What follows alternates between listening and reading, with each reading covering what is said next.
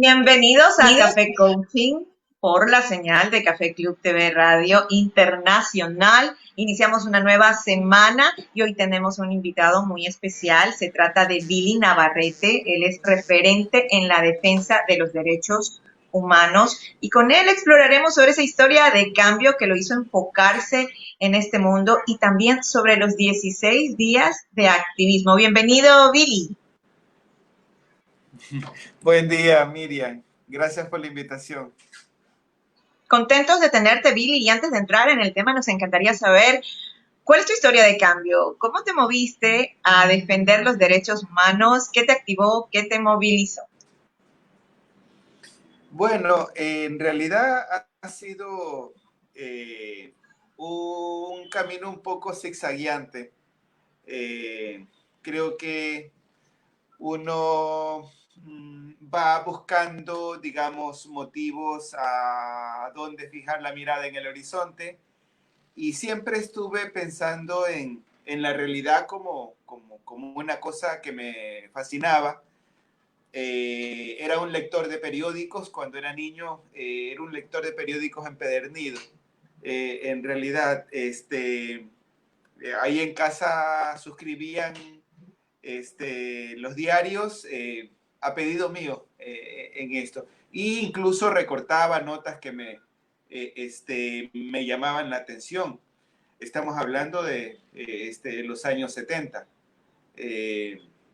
Y ya luego, porque soy peninsular, cuando ya llegué a Guayaquil, ya rápidamente tomé contacto con organizaciones sociales, inicialmente con aquellas organizaciones que trabajaban con infancia, esa infancia desamparada, la que vive en la calle, y que por ahí, mientras estudiaba y también luego en la universidad, fui generando mi activismo por los derechos humanos, en realidad. Luego conocí al CDH, que desde hace mucho acá estoy haciendo lo que en buena forma puedo. Y realmente la labor que realiza el CDH y también Billy, tú de manera muy frontal, ha sido valorada por la sociedad ecuatoriana y estos 16 días de activismo significa revalorizar al activista como un actor social que de una forma u otra despierte esa conciencia en la comunidad a través de visibilizar muchos temas. ¿Qué significa esto de los 16 días de activismo y cómo la comunidad puede conectarse? Bueno, sí, es bien importante y estamos en vísperas de desarrollar la campaña que desde hace tal vez unos 10 años tiene ese título, 16 días de activismo. Y fue una iniciativa de Naciones Unidas, concretamente la UNIFEM, que es la Agencia para Derechos de Mujer.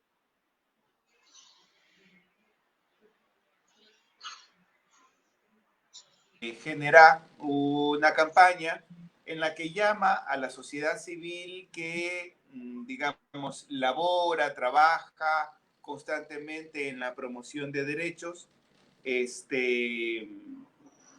para promover desde el 25 de noviembre hasta el 10 de diciembre una agenda que vincule todas las causas en materia de derechos humanos, poniendo énfasis en la violencia que sufren las mujeres y las niñas, en realidad. A partir de, digamos, este origen que tiene que ver con la Agencia de Naciones Unidas para la Mujer, UNIFEM. Pero no deja por fuera otras causas que tienen que ver con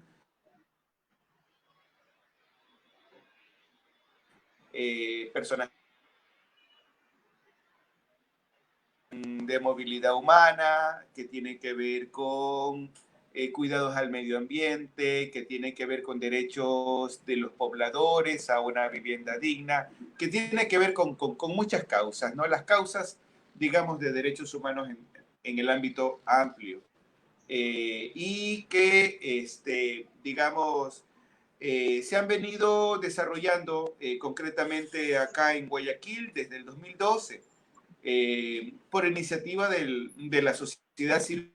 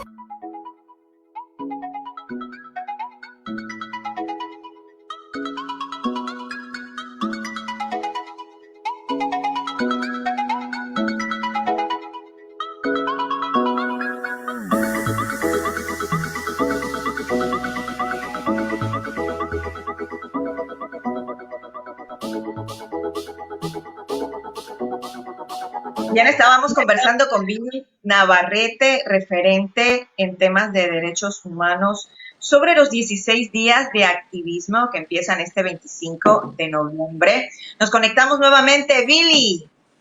Gajes de la tecnología. Aquí estamos. Aquí estamos.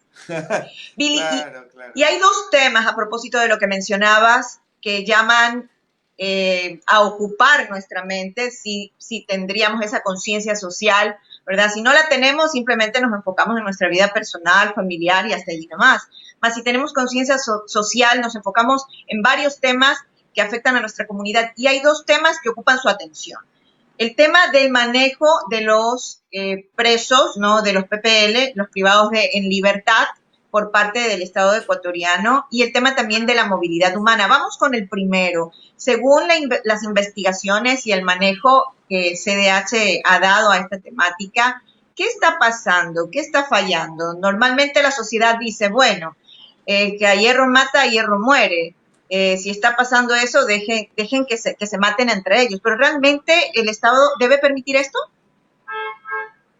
No, de ninguna manera, Miriam, en realidad, y muy bien hecha la pregunta, porque nos permite, digamos, describir algo que está en el fondo de esta situación que ahora nos perturba y nos duele tanto. Ojalá que este dolor sea extendido y que no lo olvidemos, en realidad, porque no es poca cosa lo que ha pasado en las cárceles. Y hay una consideración fundamental que yo quiero aprovechar para decir, y es que las personas que están en las cárceles son personas. Eso no debemos de olvidar. Y esas personas, bien o mal que hayan hecho, tienen que ser sometidas a justicia y tenemos que tener la expectativa de reincorporarlas si es que, digamos, han cometido un error. Cualquiera puede estar, digamos, sujeto a cometer errores en la vida.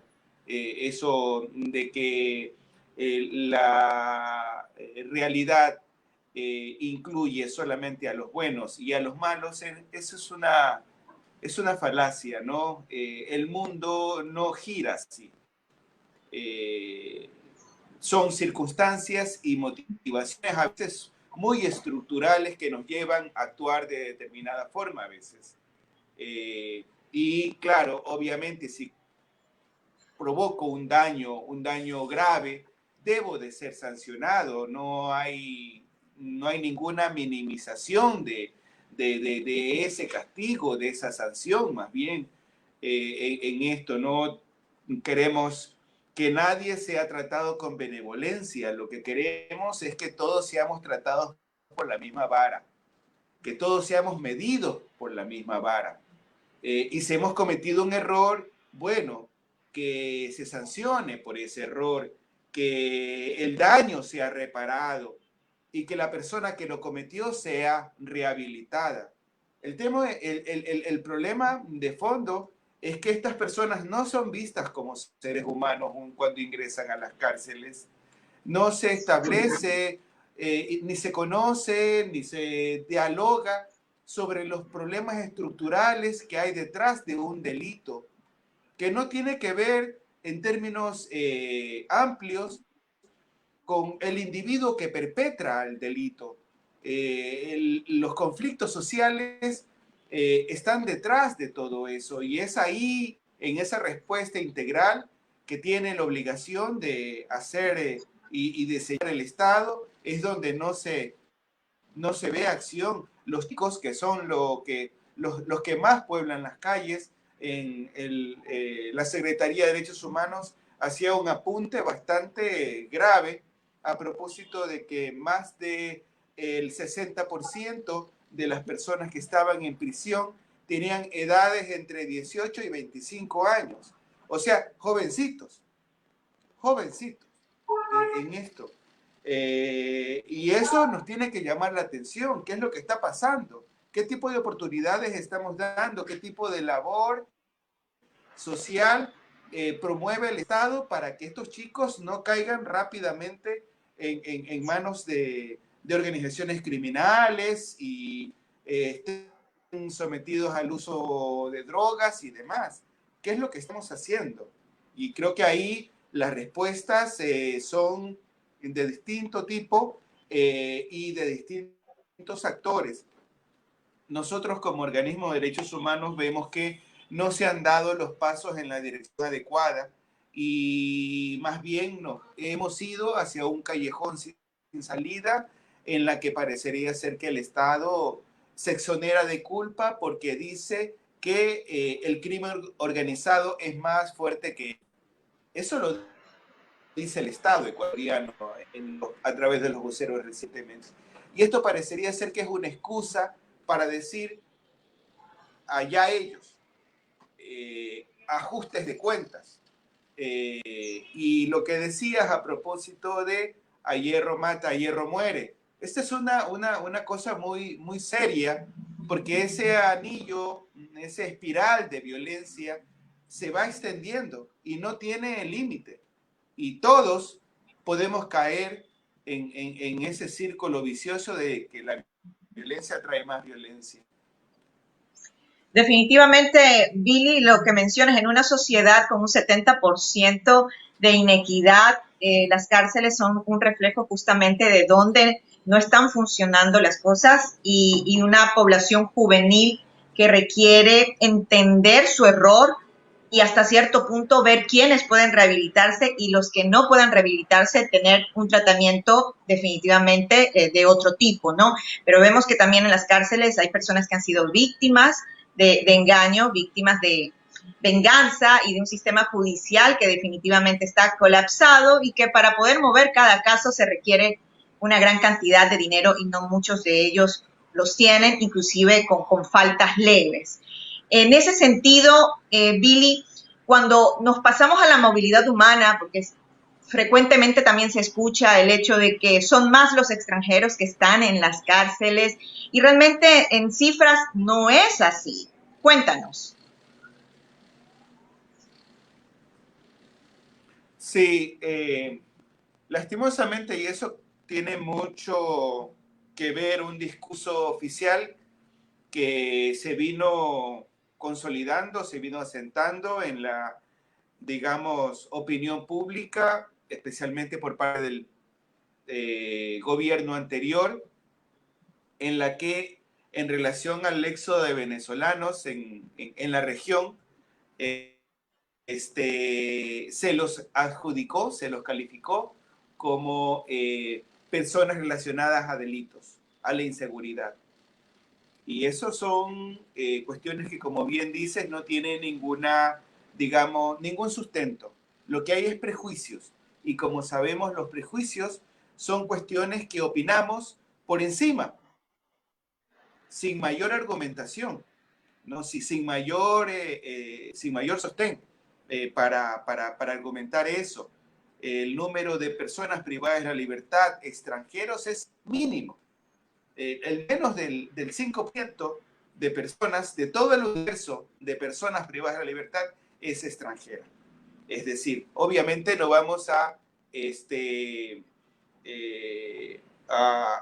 invisibilizar la fuerza que tiene el crimen organizado internacional. Eso existe, ¿no? El narcotráfico existe. Y esto lo manejan grandes poderes que incluso afectan y cooptan a instituciones públicas como la policía y a los gobiernos en general, y hacen que estas cuestiones y el combate, por ejemplo, al narcotráfico, sea algo que involucra al Estado, que se vuelve cómplice de estas organizaciones criminales, que se vuelve cómplice de estas organizaciones de narcotráfico. Eso no lo podemos dejar de ver, eso es evidente.